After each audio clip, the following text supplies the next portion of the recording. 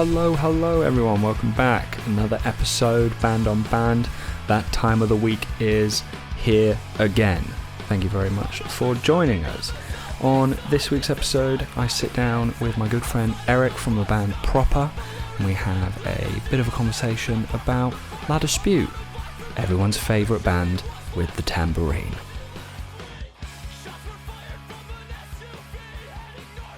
Hello everyone, welcome back to another episode of Band on Band, and with me today to talk about BSM favourites La Dispute, I've got my good friend Erik from Proper. How's it going?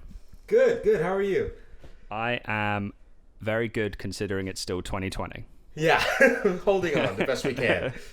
And normally the best way to get through adverse times is to talk about hardcore and emo music, so yes. You've picked a pretty good band to do that. I'm sorry Me Without You was taken by Joey from I Told You I'd Eat You, but is the wheel.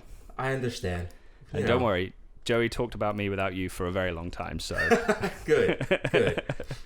So yeah, let's get into it. Tell me about the first time you experienced audio from La Dispute. How was it? What was it like hearing them for the first time? It was kind of like life-changing. I had just moved to Missouri from Mississippi, and it was like 2009, 2008. So, still in a pretty big wave of like metalcore and scene music, whatever that all-encompassing term was at the time. Yeah, we lived it. Yeah. So I'd heard, I think it was one of the first tracks on Vega. I'm not going to say the whole album title because I know I'll mess it up. And I was just like, wow, this is like the next step. Because for me, coming from Mississippi, it was Me Without You, which was like, for me, the forefathers of this whole, I don't even know what genre you would call it, where it's like La Dispute, Me Without You, Hotel Books, Listener, where like a lot of poetry and spoken word is really a focal point of it. So I heard that song, and then I went back. I was like, okay, that was great. And then I went back and listened to the Here EPs, and I was just like mind blown. So I just had to like get everything they had ever done at that point. I just kind of got obsessed very, very, very quickly. Yeah. Good. I feel exactly the same.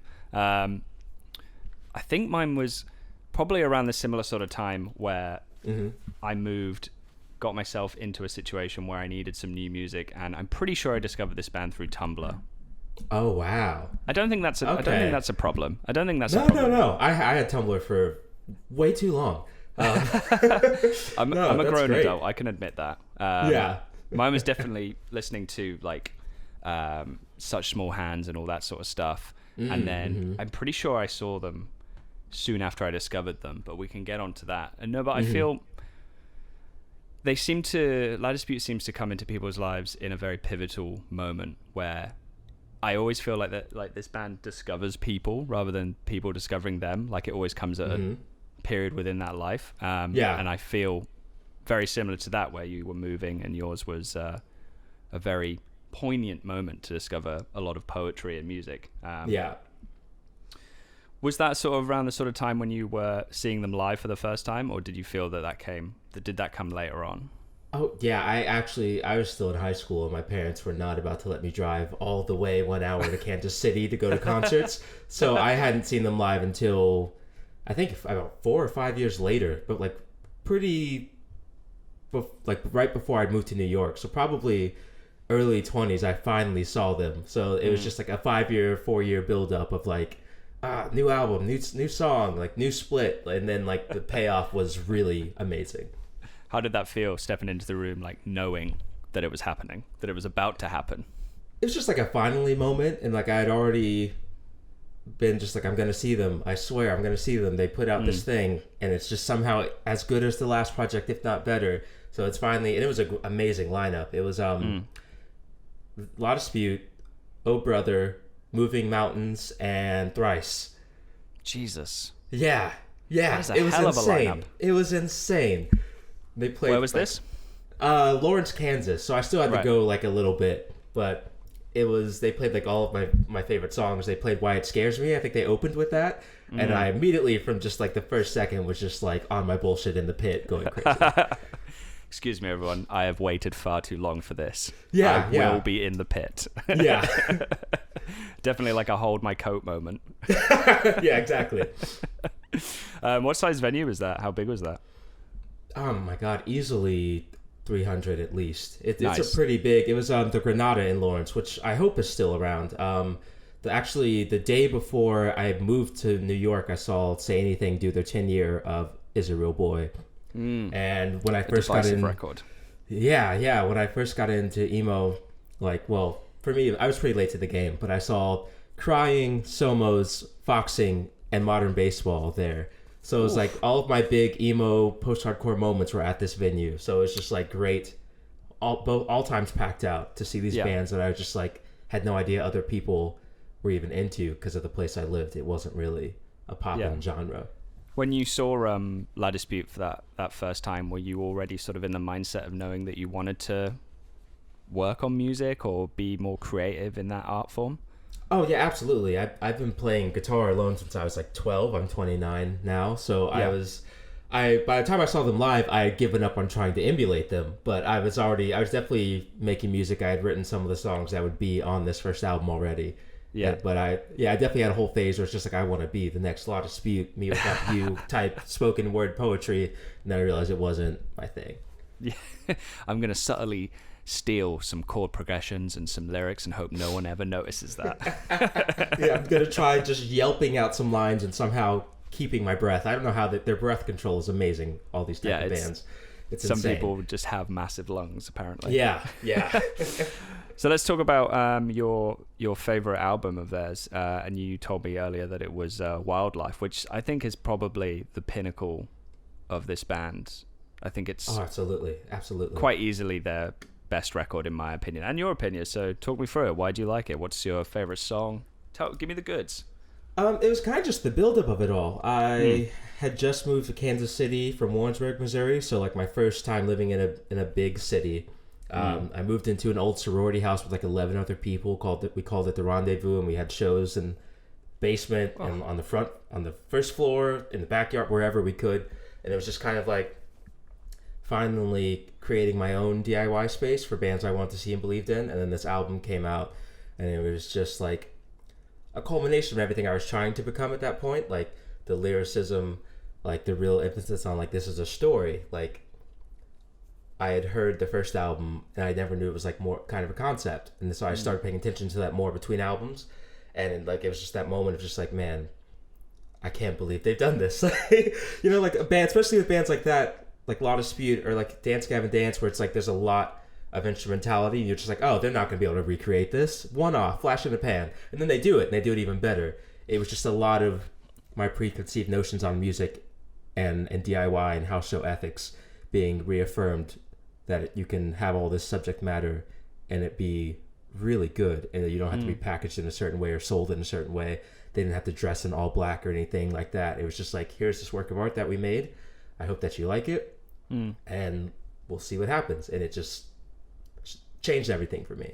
Yeah, it was, I think, similar to that. I feel like it's probably one of the first albums that I listened to that was so heavily concept based, and I think it's quite clear to see when listening to your albums that it has heavily influenced you on how you want to convey a story across. Yes, it definitely has. Yeah, that direct translation from I'm very influenced in how words can convey a story, and creating that. Did it take you a long time to get happy with the way that you deliver songs? Because to me it seems like you're very highly influenced from this. I wouldn't say it took long. So I was in like, you know, AP English and like a lot of writing oriented things as a kid before I played music. So I'd already been writing, you know, like assignment poetry, but and I grew up with deaf poetry, which is, have you seen it? No, but I recognize the name. Okay, so yeah, it was an HBO show in like the late 90s to early aughts, and like black artists would come and do slam poetry. So it was already that. It was like the precursor to that. Just like it feels like you're singing a song to me, but all you're doing is reciting a poem. So I'd already been like working on that. For me, it like made me want to be a better guitarist. Like, because it's like, I don't know. I guess it's like in your face subtlety is what they do to me. Like I'll listen to a song and I'll be like, that was great. And I like really sit and read the lyrics and I'll count it out and be like, wow, this was in 5/4 time. Or it's like, wow, they really did a 12-minute song and it felt like it's been 2. So just like trying to tighten everything that I'd already been working on. That was really what they've done for me. And just me realizing that the story is the most important part. Because up until then, I had known that I had liked bands like Me Without You and La Dispute and Wonder Years, where they tell you about their life, or like Me Without You about their faith. And I never could pinpoint why. And it's like because there's amazing lyricism, there's amazing wordplay. It felt like they built like a car in front of me type thing. Like, oh, I get the workings of how you did this now, was kind of the feeling. Hi, yes, it's me. Sorry to interrupt. I thought I would throw a quick ad your way. I love adverts. You love adverts. Let's be real, it's why you listen to podcasts. I'm sitting here talking to my good friend Erik from the band Proper, and I feel like this is a pretty good time to let you know that we've got copies of their amazing album, I Spent the Winter Writing Songs About Getting Better. What a great album. Honestly, there's some highs of it, there's some lows of it. It's amazing. Just don't stop listening to the podcast. Listen to the entire podcast, and then at the end of the podcast, get yourself over to bsmrocks.com and just pick it up. Or better, wait until Bandcamp Fridays and buy it off Bandcamp, and then all the proceeds are going directly to the band. Fantastic stuff. Anyway, enough rambling on. Here's, back to the podcast, back to old me talking to old Erik about La Dispute. Great, lovely, cheers. Yeah, it's definitely. I really don't like using the term like thinkers music. Like it's got a surface level. Like you can listen to it and go, that's a hell of a tune. I enjoy that. Yeah. I feel like the moment you sit down and do something. I guess people. It doesn't feel like people do this anymore, but like sit down and read the lyrics along with the music, and then you're like, oh, okay. I actually get it. It's about a cancer patient. It's about a drive-by shooting. It's about a church falling down.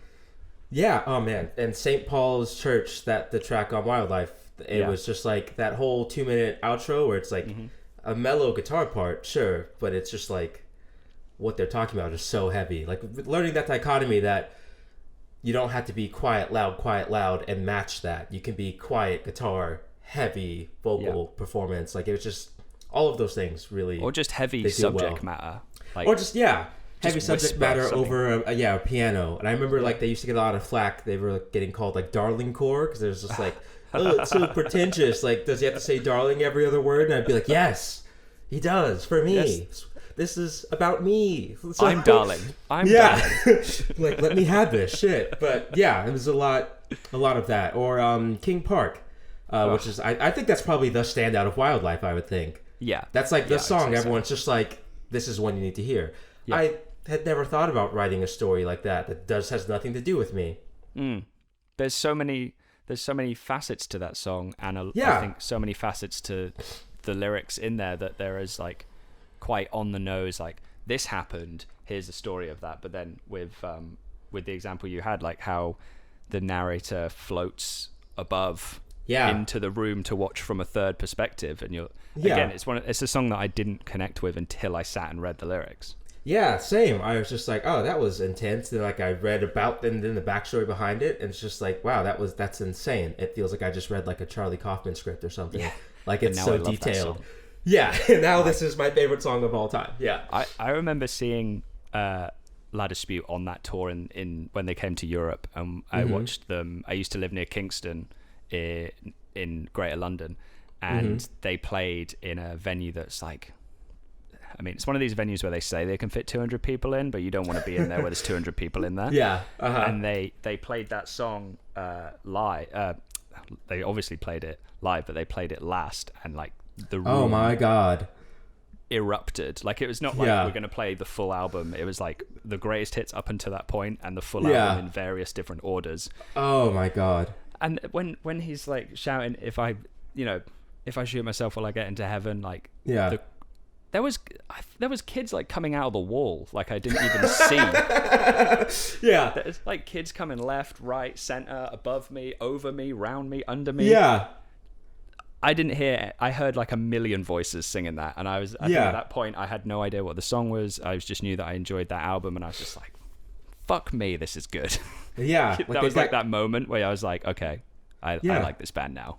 Yeah, no, they have kids in the pit reciting poetry instead of like, "I hate my friends, I hate my town." It's just like, just real lines and like people you wouldn't even expect to be into this band. They're just like, I don't know why, but it just touched me. Yeah, and it's like I said before, it's like a whole new level of lyricism, storytelling that I think certain bands like Me Without You and La Dispute seem to nail. They also, even like the story is one thing, but I think the production in this album is just like phenomenal. How everything is mixed so well together. Nothing seems to be like overpowering each other. Yeah. I'm not a production whiz, but I know when a song sounds good. Yeah, but when you hear this album, it's just like something about this, like every detail is really mapped out, and the soundscape that you're hearing is just like insane. It's insane. We did it. You did it. Yeah. Boys. Well done. Yeah, I take all of my money. Yeah, we're sitting here talking about it. Not maybe not as eloquently as you would, but we can, we tip our hats and say, "I like that." Yeah. Oh no, go on, mate. Go on. I just always thought they had like a weird comparison, but like Panic at the Disco's first album, where it's just like, again, in your face subtlety, where it's just like they're writing these lines with like every syllable seems to be mapped out, but they're doing it so easily and breezily that you're just like, I swear you just freestyled that in the booth. Like it really, like, lyricism like that, where it's just like, I don't know how you did it, but I'm here for it. You just like, I've got something to say. So I've thought about it. I'm not going to write it down. I just feel it. Yeah, it just feels like the hottest like bars. Like, count me in. Don't even put the click on. I've got this. Yeah. Yeah. I'm internalizing it. As a good segue, as someone who has experience of recording music at home now more than usual, but also with a professional studio. How has La Dispute affected your mindset going into recording and creating your own art? How has it inspired you? Your cat on the I know, I'm sorry, Cash. No, sorry, Mike. This is my son, Cash. This is beautiful. He'll be done soon. But I saw him come in. Oscar, we're just talking about cats now. I saw him come in, and I did a video recording with some friends for we're announcing a virtual pop-up tomorrow. Oh, nice. And I was looking after a dog, and he was chill all night. The moment the Zoom came on, he was like, "Fuck you, fuck you, fuck you, fuck you, fuck you, fuck you, fuck you," and just barked for 2 hours. The moment I saw the cat coming, I was like, "He's gonna meow, and I'm gonna crease up." Yeah, that's how it always is. He was fine like 20 minutes ago. He just has to show out for his friends. But I'll do that question again for you. Okay. All right, Oscar. Serious podcasting. Yeah. Thank you. So, as an artist yourself, someone who has had much experience recording, writing, being a legend in the game, how has La Dispute inspired you on all facets of being an artist? Really just the importance of storytelling and just an album. For me, I treat an album as a what do y'all call it? A series of television, or a season for my American friends. A season of television.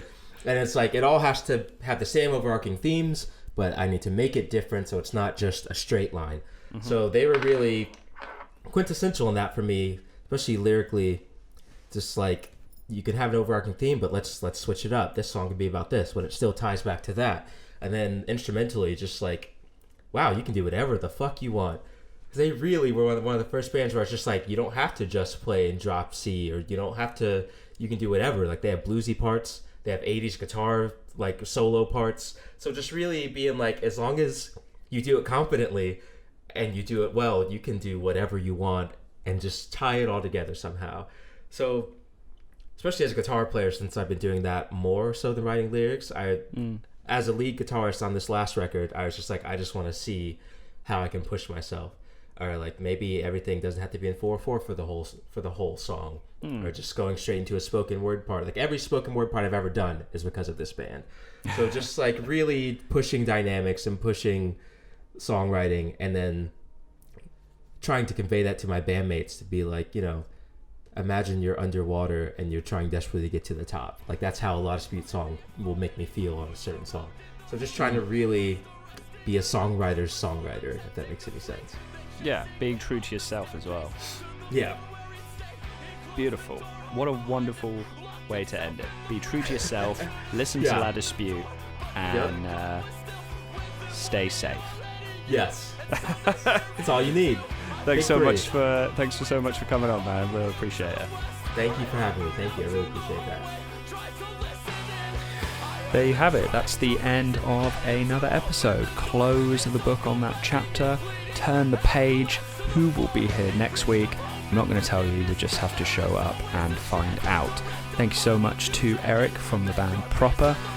Wonderful to see you and talk to you. I'm glad you're doing well. I'm glad you're staying healthy and safe and looking after yourself. Everyone needs to do that. Band on Band was hosted by me, Connor P. Laws, and edited by my good friend and face mask enthusiast, Oscar Lidio. Remember to stay safe, listen to this podcast, share it with a friend. Do people even ask for iTunes ratings anymore? I'm not going to do that, so I'm going to say stay safe, look after each other, call your mother, and eat healthily. Okay? Thank you, and bye.